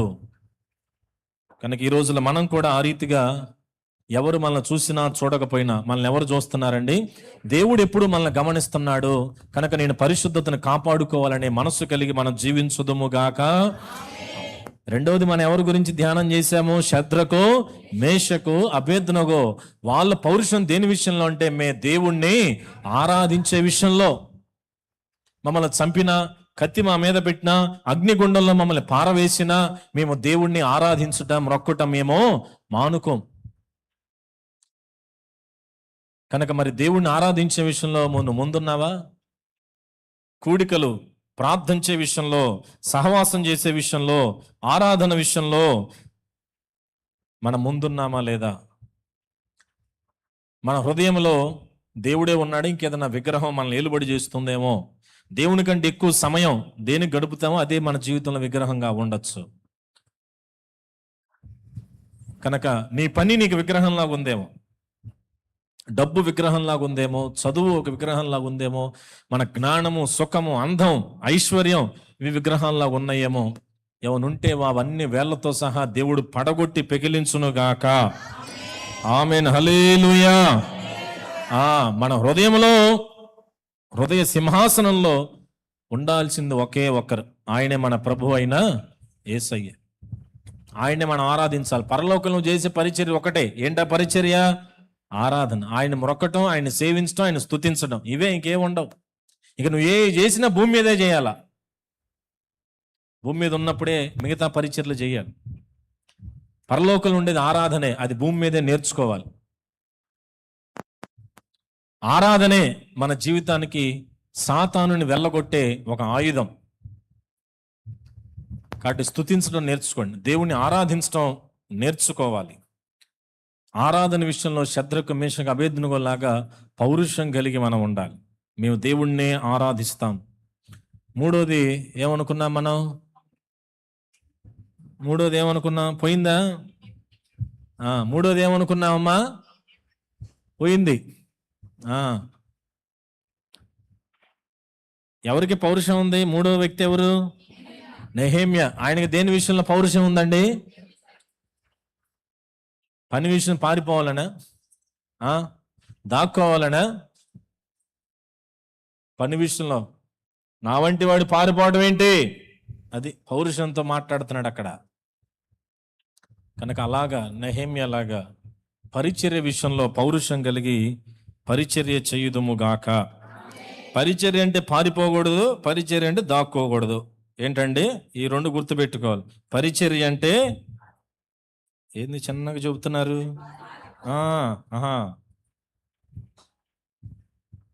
పారిపోవాలని అనుకుంటున్నారు అప్పుడే. భూమి మీద సేవకుడు నిలబెట్టి నీకు పరిచర్య చేయించకపోయి ఉంటే మనం ఇక్కడ ఉండేవాళ్ళమా? ఏమండి?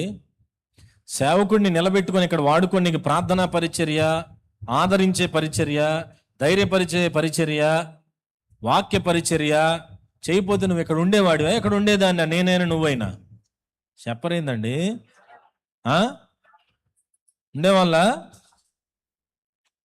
సేవకుడికి వాక్య పరిచర్య చేశాడు, ఆదరించే ఆదరణ అనే పరిచర్య చేశాడు, హెచ్చరిక అనే పరిచర్య చేశాడు, వాక్యం అనే పరిచర్య చేశాడు. కాబట్టేగా నువ్వైనా నేనైనా మనందరం ఇక్కడ కూర్చుంది. ఆ దేవుడు ఆ సేవకుని వాడుకో మనల్ని ఇక్కడ కూర్చోబెట్టాడు. మరి రుణం తీర్చుకోరా? రుణం తీర్చుకోవడానికి ప్రయత్నం చేయరా? బ్యాంకులో రుణాలు కడతాం రైంబొగలు పనిచేసి. దేవుని రుణం తీర్చుకునే ప్రయత్నం కూడా కొంతమంది చేయరు. 1వ తారీఖు రాగానే చాలా మందికి ఏం మొదలైద్ది? ఒకటి జీతం వచ్చిద్దని ఆనందం ఎంతవరకు ఉంటుందేమో కానీ టెన్షన్. వాళ్ళకి కట్టాలి, వీళ్ళకి కట్టాలి, అంతేగా. దానికోసం 30 రోజులు పొద్దున అవసరమైతే రాత్రిపూట కూడా ఓటీ చేసైనా కష్టపడతాం.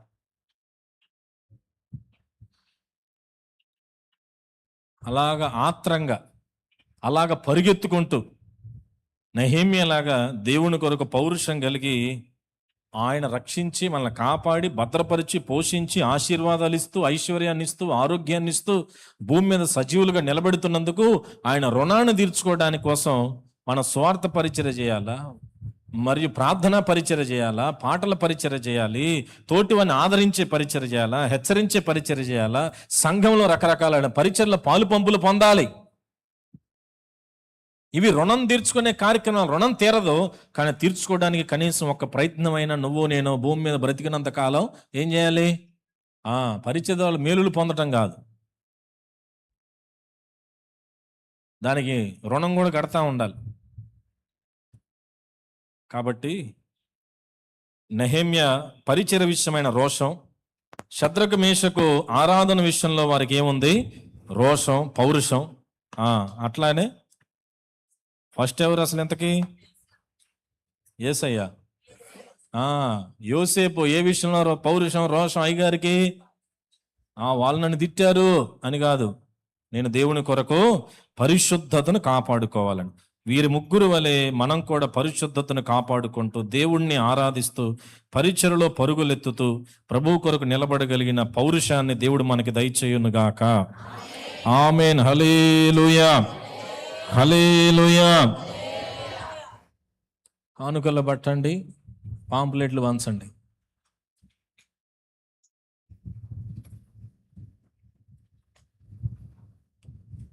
రే బాబు ఇప్పుడే చెప్పాం పరిచర్య అని, ఆయన బ్యాగ్ వాళ్ళకి వీళ్ళకి అంటున్నాడు.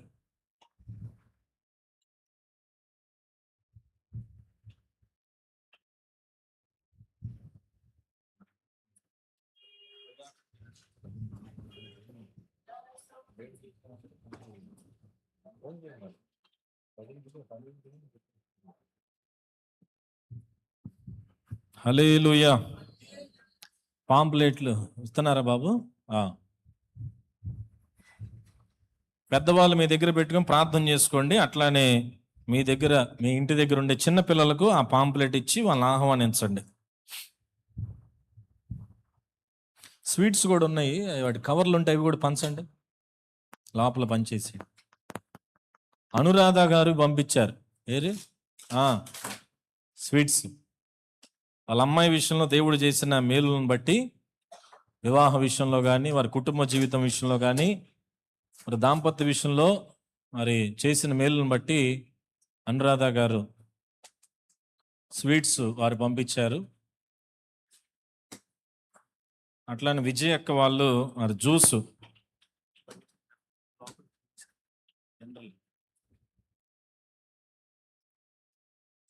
పేపర్ ఉంది కదా దానికి లోపల.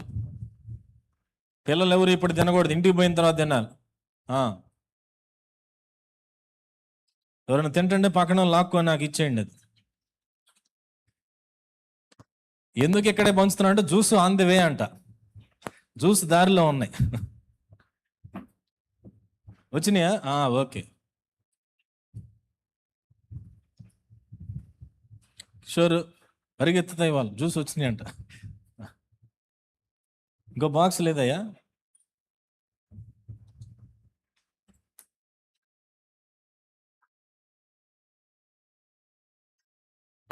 అందరి పాంప్లెట్లు తీసుకున్నారండి? తీసుకోలేదా? అయిపోయినాయా? ఇంకొకరికి ఇవ్వచ్చు కదా. ముగ్గురు పంచితే త్వరగా అయింది. ముందుకు వచ్చాయమ్మ ఇట్రా.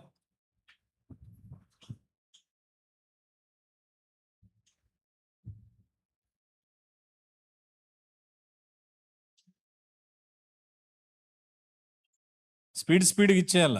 వాళ్ళు చెయ్యి పైకి ఎత్తేదాకా ఒళ్ళో పెట్టేసి వెళ్ళిపోవటమే.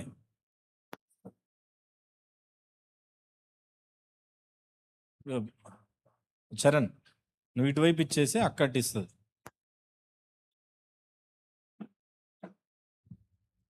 అందరూ ఒక్క నిమిషం దాని మీద చేయబెట్టి, కానుకేసిన చేయబెట్టి ప్రార్థన చేయండి. స్వీట్ కోసం కాదు, పాంప్లెట్ చేయబెట్టి, స్వీట్ మీద కాదు, పాంప్లెట్ మీద చేయబెట్టి దేవుడు మంచిగా జరిగించాలని. పాంప్లెట్ తీసుకున్న వాళ్ళు, కానుక వేసిన వారు ఆ పాంప్లెట్ మీద చేయబెట్టి యేసయ్య మంచిగా జరిగించండి అని అందరూ ఒక నిమిషం మీ కుడి చేయి దాని మీద పెట్టి ప్రార్థన చేయండి. ఒక్క నిమిషం. మంచి వాతావరణం కొరకు, ఆర్థిక అవసరం కొరకు, రాబోతున్న సేవకుల కొరకు, మంచిగా పిల్లలకి వాక్యం అందాలయ్యా, మంచి పాటలు పాడాలి, నేర్చుకోవాలి, వాళ్ళ మార్పు కలగాలి, అనేక మంది పిల్లలు రావాలి. మరి ప్రతి సంవత్సరం 150 మంది 130 మంది వస్తూ ఉంటారు. అలానే పిల్లలందరూ కూడా రావాలి, వారి జీవితాలు మార్చబడాలి, గొప్ప కార్యం జరగాలి. ప్రార్థన చేయండి. పాంప్లెట్ తీసుకున్న అందరూ ప్రార్థన చేయండి.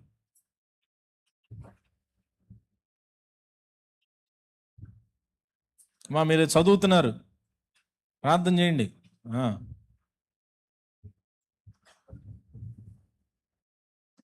రా బాబు, చిన్నపిల్లలు చేయరా ప్రార్థన? మా చేయవే.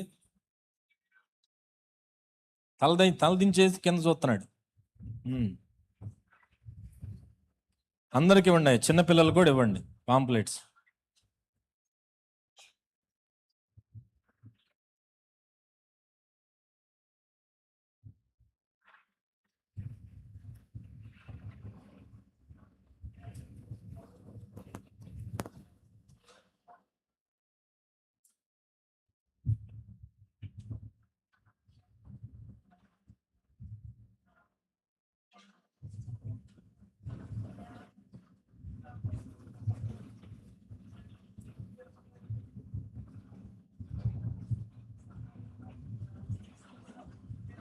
కొంతమంది అప్పుడే స్వీట్ తినేస్తున్నారు, ఏదో అయిపోయింది టైం అన్నట్టు. ఇంకా ఇంటికి వెళ్ళిన తర్వాత తినాలి. ఇక్కడే కవర్ ఓపెన్ చేసి తింటున్నారు. అంత తొందర ఏమొచ్చింది?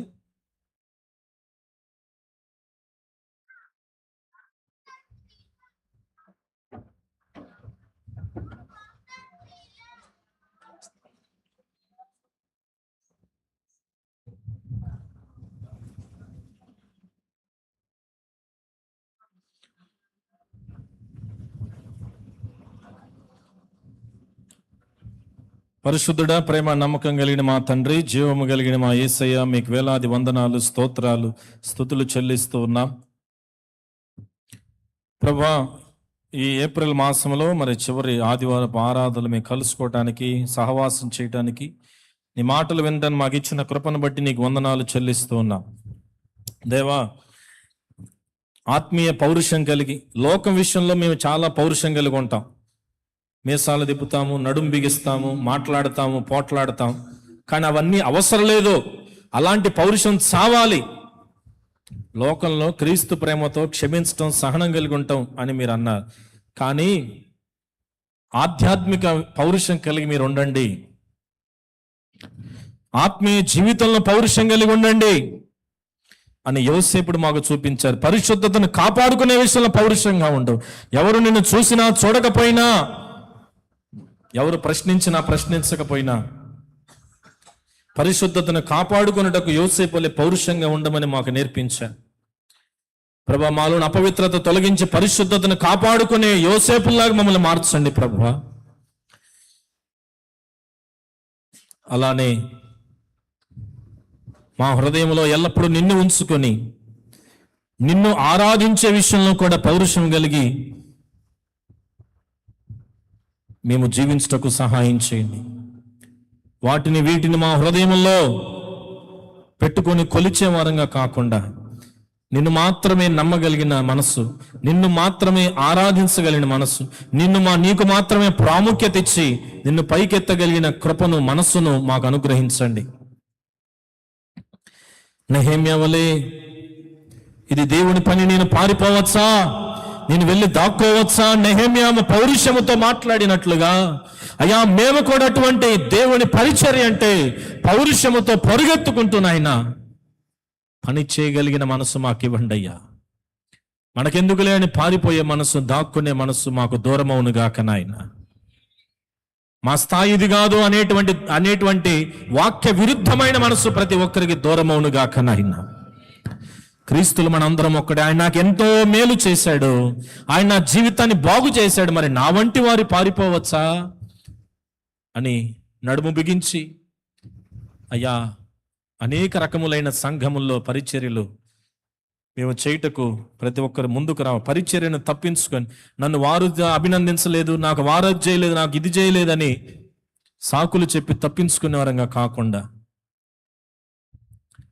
నన్ను దేవుడు చూస్తున్నాడు, దేవుడు నాకు అభినందిస్తాడు, ఆయన తగిన కాలము నాకు బహుమానం ఇస్తాడు అని మనసు కలిగి నెహెమ్యా వలె యూదులలో కొందరే, యూదుల కొరకు యెరూషలేము కొరకు కష్టపడుతున్న యూదుల్లోని కొందరే నెహెమ్యాను ఆటంకపరుస్తున్నప్పటికీ కూడా, వీళ్ళందరూ నన్ను ఆటంకపరుస్తున్నా, నేను చెయ్యను పోండి, నాకు అవసరం లేదు, నాకేముంది, ఎవడో ఒకటి చేసుకోండి అని చేతులు దులుపుకోలేదు. నా వంటి వాడి పారిపోవటం ఏంటి? అది మంచిదేనా? నాకు దేవుడు ఎంతో చేశాడు, నేను మనుషుల్ని బట్టి కాదు దేవుడిని బట్టి చేస్తున్నానని నెహెమ్యా పౌరుషం కలిగి నిలబడి పని ముగించి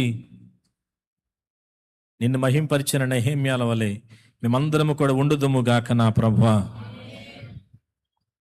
లోకపరమైన పౌరుషంలో మేము చచ్చిన వారి వలె ఆత్మీయ జీవితంలో, భక్తి విషయంలో పౌరుషం కలిగి ముందుకు నడవగలిగిన కృపను మాకు దయచేయండి. నీ కృప కాపుదల మాకు అనుగ్రహించి, ఇదిగో మే 1-2 తారీఖులో జరగబోతున్న అగాపే చిల్డ్రన్ క్యాంపు 2 దినాలు కూడా ఆశీర్వాదకరంగా మీరు జరిగించండి ప్రభువా. నామానికి మహిమకరంగా జరిగించండి. మంచి వాతావరణం దయచేయండి. కావాల్సిన ఆర్థిక అవసరతలు మీరు తీర్చండి ప్రభువా. మంచి పాటలు మీరు దయచేయండి నాయన. అయ్యా అలానే మంచిగా బోధలు, సేవకుల్ని వాడుకొని, టీచర్స్ని వాడుకొని మంచి పాఠాలు పిల్లలకు మీరు నేర్పించండి నాయన. అనేక మంది పిల్లలు పరివర్తన చెందాలి నా ప్రభువా. వారి జీవితాలు మార్చబడినట్లుగా, విశ్వాసంలో స్థిరంగా నిలబడినట్లుగా సహాయం దయచేయండి.